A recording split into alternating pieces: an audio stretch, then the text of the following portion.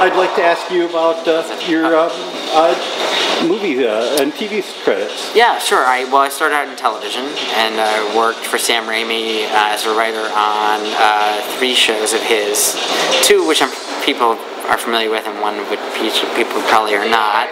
The 2 people are familiar with were Hercules and Xena. Awesome stuff. Thank you. I really enjoyed working on the shows. It was a lot of fun. Everybody there was great.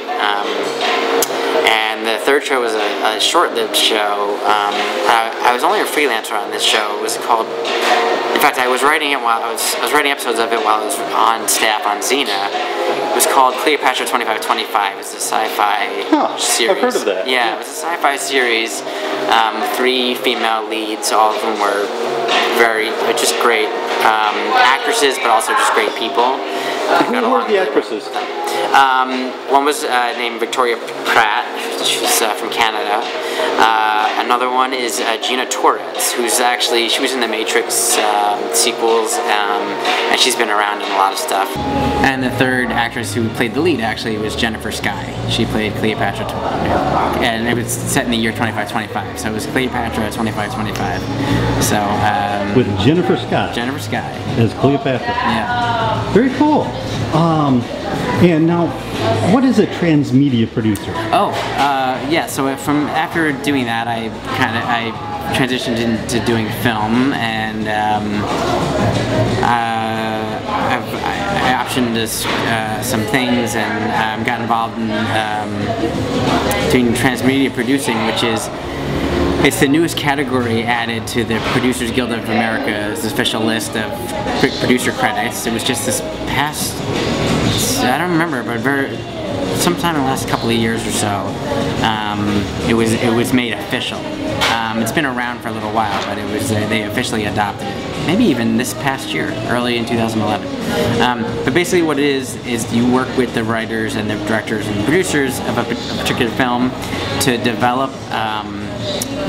It could be anything. It could be backstory, or it could be, for example, I helped develop stuff for comic books based on the movies, or viral. We did a lot of viral campaigns for like Transformers, for example. We made fake websites and that kind of thing, and tied the storyline of the website into the movie.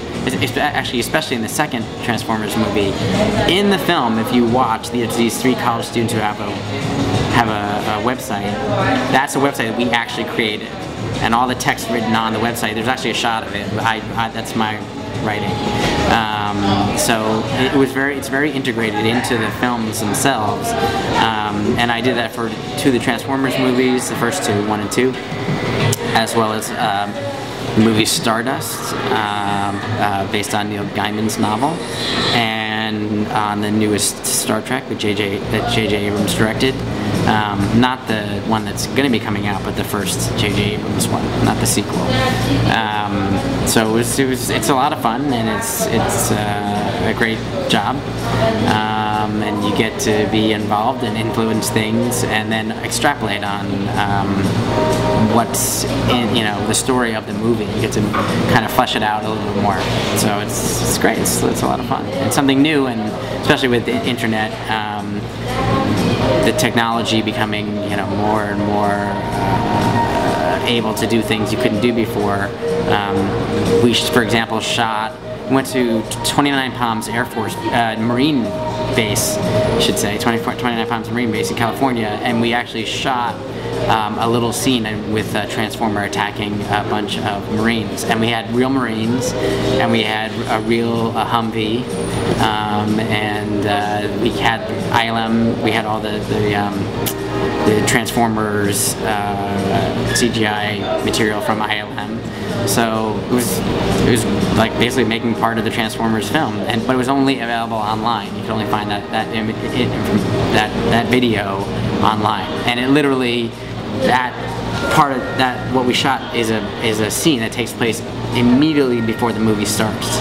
Oh, so okay. If you've actually been keeping, and it was the end of a whole storyline. There were about 5 of those videos, and if you have been keeping following along with those, by the time you got to the 5th one, it literally ends on a cliffhanger, and then the movie, when you walked into the movie theater, it picked up right where that left off. So it kind of made an extra experience for the viewer. So they felt like they knew more about the movie than people who hadn't been following along with this kind of prequel storyline. Very cool. Yeah, I didn't know that. Yeah, it's kind of a new thing that's happening, and I think it's great. It kind of expands. It's like with Star Wars. I worked a lot on Star Wars, and it's the expanded universe, and it just keeps expanding. Speaking of the web, you have a thing that you're working on writing right now? Yeah, I'm working with this great writer producer named Christina Callis. You can find, she has a book on Amazon you can find, but she's from Greece and has lived in Germany, and she's come up with a great idea for a series. It's called the Kairos Project, K-A-I-R-O-S. Kairos is a Greek word. It means time, but it's a different meaning than the Greek word chronos, which also means time. Kairos means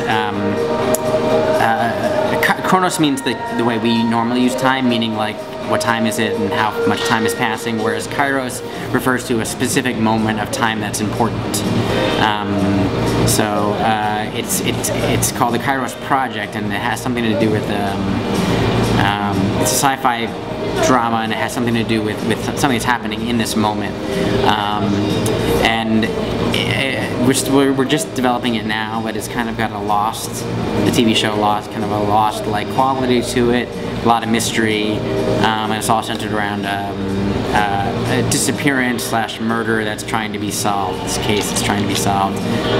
These people wind up getting involved and keep uncovering these secrets and finding, every time they solve a mystery, it just opens up more mysteries. Yeah, exactly. The Russian doll principle. Exactly. It's exactly like that. And so the idea is we'll look for financiers, whether domestic or international, and retain creative control over it. Shoot the whole thing as like a 2-hour pilot. Air it online in 10-minute segments, and then if all goes well, we would try to bring it to studios and actually have it on TV or on cable, something like that. But we're very excited about it. We've only been working on it for about a month or so. So at this point, but so far it's going well. Very cool. You were also involved with the web series Zombie? Yeah, well, sort of. Or not yet. Not, yeah, sort of. It's this guy, James Farr, invented... Let me rephrase that. You had nothing to do with the web series, That's right. But you wrote the script for the movie that maybe... Yeah, there's a feature live-action feature, not an animated movie, and it's based on the Flash animation that was done. Right. Exactly. So it's a feature script, and we originally optioned it to Kurtzman Orsi, who are the guys who actually wrote Transformers and Star Trek, and produced a lot of movies, including those and the Sandra Bullock movie, The Proposal, and they just did Cowboys and Aliens and a ton of stuff. Right now they have a TV show called Fringe and Hawaii Five-0. So we optioned it to them, and we have attached a director named Stephen Goldman, who's great. You can find him on IMDb as well. He's a great horror director, and we're out shopping around to studios at the moment, and hopefully we'll have some movement coming up. Hollywood shuts down. We're doing this in the beginning of January, and Hollywood shuts down, from Thanksgiving until like the end of January when Sundance is over. So we're kind of in a quiet period, but ideally once everybody's back at work, we'll pick back up on that project. But it's in a nutshell, it's about the first zombie superhero. Very cool. Yeah. Do you have anybody casted in that yet? No, it's totally open. It's kind of a difficult role to play because you'll be in makeup the whole time. So you could get somebody like. If you could get somebody like Brad Pitt, would you want to cover up his face the whole time? I don't know. It's a difficult role to cast, and it's a difficult role to play. So take somebody who has got a lot of stamina and can pull off this role, because it's not.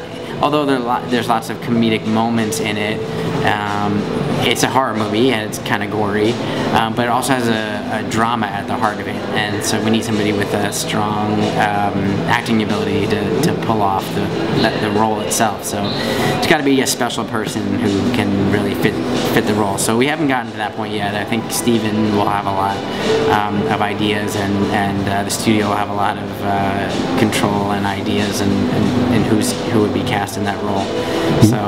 So we'll see what happens, but it's still moving. Very cool.